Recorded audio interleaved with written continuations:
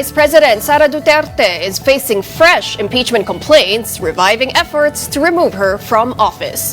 Here's our report.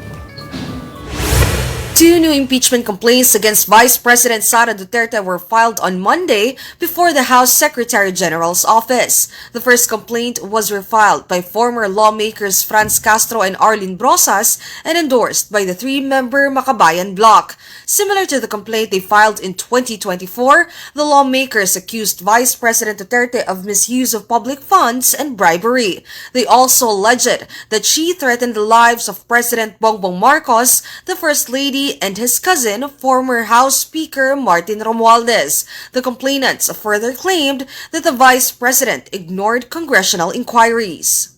Ang public official ay talagang kino-consider with utmost, dapat may utmost trust ang mga tao. Nakita naman natin yung wala talagang transparency and accountability. Well, this is a tantamount to malversation of misappropriation or misuse of public funds. Hindi siya sumasagot doon sa mga tanong sa lahat ng committee, kahit na yun sa mga budget hearings. So nag-asal pusit ang Vice President kaugnay dito. Yung asal din po ni VP Sara Duterte, itong 2025 budget deliberations for the 2026 budget. Kung matatandaan natin, may halos boycott ng nangyayaring budget hearings. Ito po ay taliwas doon sa dapat na functions ng public official kapag sinasalang po ang budget niya sa deliberations ng Kamara. What's new this time is the inclusion of claims by self-proclaimed Duterte bagman Ramil Madriaga, who alleged that illegal pogo and drug money were funneled into Duterte's 2022 election campaign. Tumanggap siya ng cash mula dun sa mga security officers ni Vice President Sara Duterte. Tumutugma yung timeline niya doon sa mga narinig na natin na testimonya ng mga special disbursing officers kaugnay ng pag-withdraw ng pera at pagbibigay nito sa mga security officers. A second impeachment complaint was filed by civil society groups, which also accused the Vice President of betrayal of public trust. It was endorsed by Mamamayang Liberal Party List Representative Laila De Lima and Akbayan Party List Representative Percy Sendanya.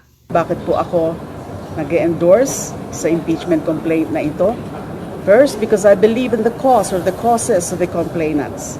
Second, I believe na meron talaga na mga grounds, mga batayan, impeachable offenses laban o pwedeng i-prove at mapuprove during the hearings sa Committee on Justice.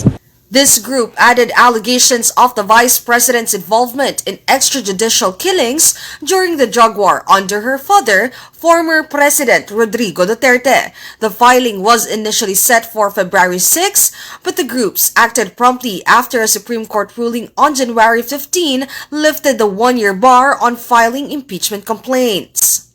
So sa totoo lang, January 16 actually, pwede na pala. Kaya lang, late naman na namin nakita yung decision the other day lang.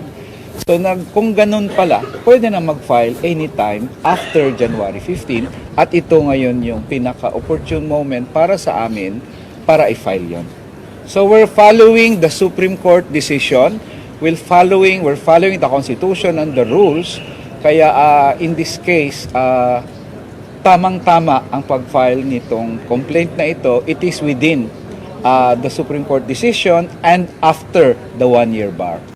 The Vice President's defense team said they were not surprised by the new complaints and are prepared to address them. In a statement, Attorney Michael Poa said a fair and impartial review will demonstrate that the accusations are devoid of both a factual and legal basis. Meanwhile, in an interview with Storycon, Dr. Sylvia Claudio of Tindig Pilipinas, one of the complainants, was asked about how they see their chances of getting VP Sara impeached and convicted this time. It really is also the appetite of Congress and the political situation now for any impeachment complaint to go forward. It really is, as everyone says, a political process.